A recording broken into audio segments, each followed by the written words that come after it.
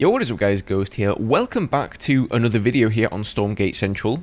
And you're probably well aware at the moment that this is not Stormgate, but I was lucky enough to get into the current alpha build of ZeroSpace, so we're playing as the Legion here, and I figured I would just give you guys a bit of an overview of all of the units that are available here, some of the different mechanics in the game, the buildings, all of that good stuff without actually playing a game, because I think when you look at this game, it looks incredibly confusing if you don't know what's going on here.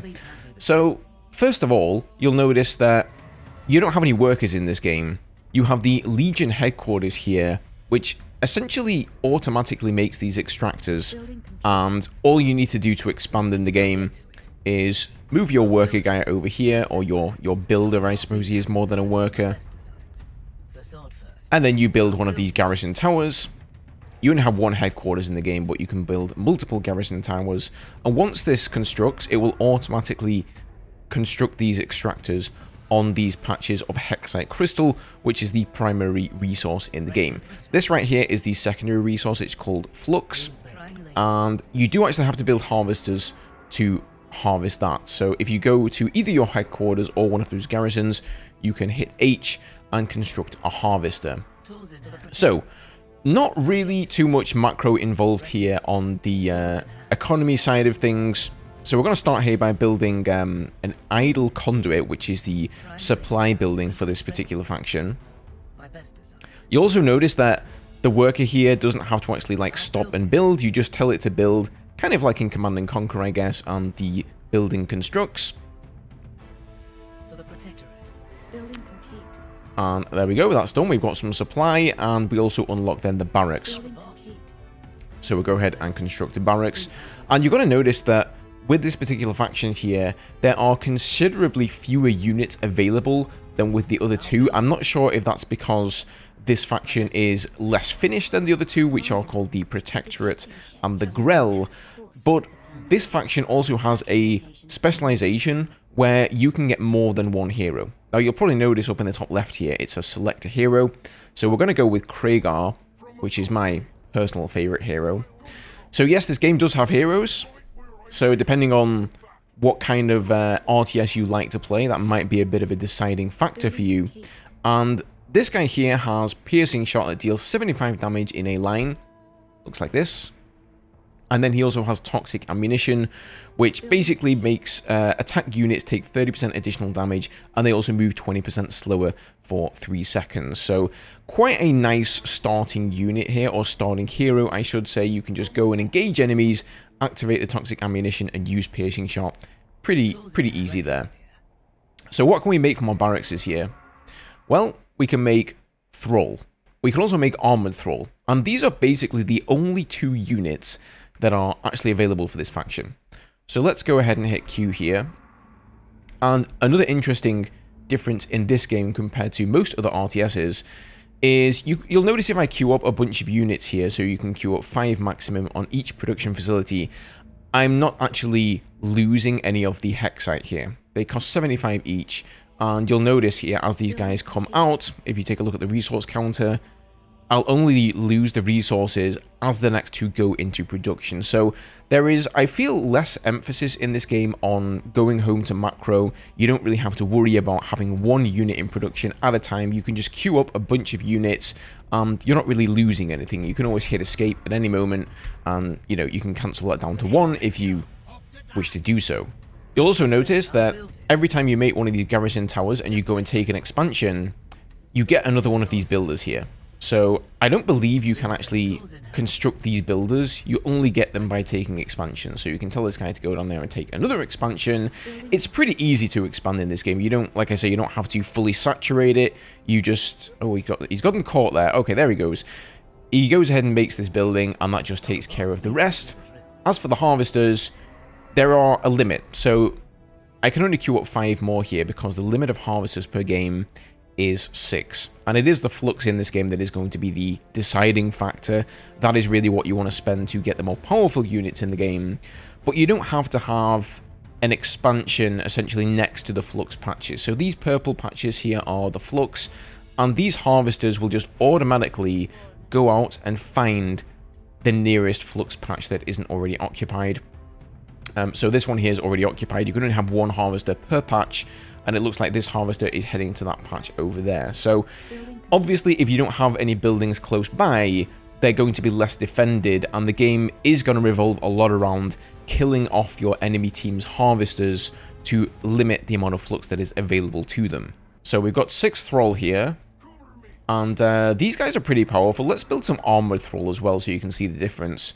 You actually build 2 regular Thrall at a time, so they're kind of like Zerglings there, and 1 armored Thrall at a time. But they're a pretty basic unit. They've got a rifle. They do 5 damage. Reload is 0.7 seconds. Other than that, they don't get any abilities. But we're going to move out here and take this tower, which is another integral part of the game. Sometimes there are enemies around these towers, and of course, the enemy team here as well. But you'll notice once you capture this tower, and there's 3 of them on the map, there's 1 here, and there's 1 down there as well, you start getting experience. Now, what is experience? So you probably noticed this thing at the top here, which is the top bar. And it has a couple of abilities. So you've got recall, and if we select our units here, this will actually recall our units home to the nearest garrison or headquarters. And to use these abilities, you spend this energy here. Now, I believe this energy is only acquired when you lose units. You can get some upgrades later on, which I'll show you in a second, to make it so you get energy in other ways. The bar on the left here is actually your experience. So the more of these towers you take, the faster you gain experience. And once this bar has fully charged up, you will unlock 1 talent point. So if you go in here, there are a bunch of different talents that you can select, which will affect your army, the ways in which you gain energy for this thing, and a myriad of different things. So for example, value in death. On death, the Thralls, so that's the army unit I have, they heal nearby heroes for 30 or 60 HP. I'm not really sure what that means. Does it mean 30 out of 60 or 30 slash? Yeah, I don't really know. Or they increase attack speed of heroes and vehicles plus 15% for 10 seconds. So is that like a random thing? They either heal or they increase the attack speed? I'm not sure, but it sounds pretty handy. Every time one of these guys dies, and these are basically your cannon fodder, you're going to get a little buff there. We can move into enemy territory here if you want and go and do some damage, but you know, I'm sure you guys have been watching other people's streams, and I just sort of want to show how the faction works here and just what the units do. Now, the second ability is called Spawn Obelisks for this faction. So if we click Control W, there are 3 different types you can create. There's a Guardian Obelisk, which is like a defensive structure. There's a Healing Obelisk, which will heal your units, or there is a Phasing Obelisk, which basically makes nearby enemies take 20% more damage and has their movement speed reduced by 30%. So if we go on T here, let's say you want to push up the ramp, you can build an obelisk there. And it's probably not a great positioning by me, but you get the point, right? Any enemies that go in there are going to be affected by this debuff, so you can sort of dance in and out of this zone. So that's quite interesting. These 2 on the right here, the Ritual and the Spawn Monolith, these are your ultimate abilities. And to gain access to those, you'll see I have another talent point here. Let's go ahead and spend that one. You have to work your way down to the bottom, and there you have the Ritual, and there you have Spawn Monolith. Now, once you've spent 5 talent points and you've gotten 1 talent from each of these categories, then you start over. So then we'll be able to have either Wrath or Hunt, followed by Armed Obelisks or Heavy Focus, etc, etc. And eventually, if the game goes on for long enough, you can actually unlock all of these talents. So that's how the top bar works. Now, if we head home, let's go find our builder here, our worker. There are also tech buildings you can construct. So let's go ahead and make the warehouse. And, you know, since we've got the resources, we'll also make the altar. Okay, so here we have the warehouse. And this is your upgrade building for your basic unit. So you can upgrade the Thrall or the Armored Thrall. If we go ahead and hit Q here to upgrade, the upgrades in this game work a little bit differently. You can only pick one or the other. So in most RTSs, they're cumulative. In this game, you've got one or the other. So you can take the 20% extra damage or the 20% health. This is upgrade here, I think is kind of placeholder, pretty bare bones. Like I say, this out of the 3 factions is the newest one, I believe. In fact, there are 4 factions, but only 3 of them playable in this playtest here. And I will also be going over the other 2 if you guys are interested in that, so don't forget to sub to the channel and keep an eye out for that there.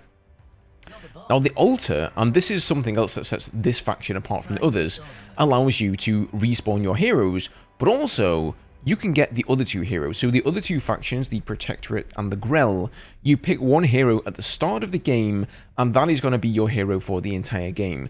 This faction, you can actually use your Flux here and your Hexite to construct the other two heroes. So that is what this faction is really all about here. Using the Thrall as your cannon fodder, there aren't really any other units you gain, and it mainly revolves around using your heroes. So if I go and select all three of the heroes, you can see now each of them has two different abilities, and that is going to be the backbone of your army. This particular faction can also make this building called the Armory, and that will give your heroes access to upgrades for themselves. Each one has 3 different upgrades here, so you can really power these things up. Now, again, depending on whether you like hero gameplay, if you don't, maybe this isn't going to be the faction for you. Perhaps you prefer the Grell, which are a little bit more zergy, I would say. And then you've also got the Protectorate, which are more like the human faction. They have access to way more units, and they can start utilizing their Flux and spending that much earlier on in the game. Okay, there is one thing I completely forgot to mention, so I actually had to load up another game here, guys. There is one more unit for this faction, and it's a pretty important one. It's called the Terror Tank. So it costs 200 Hexite and 200 Flux, and once you've built the warehouse, you can build this thing. Just say where. So I'll speed this up for you guys, just so you don't have to sit through it here. Building complete. Alright, there we go. There is our Terror Tank. You can see that this thing here has 1500 health. It also has heavy armor, so there's 3 different kinds of armor, light, medium, and heavy in this game. Just like in other RTSs, certain units will do certain, amounts of damage against heavy armor or against light armor, for example. And this thing is really pretty much another hero unit of its own.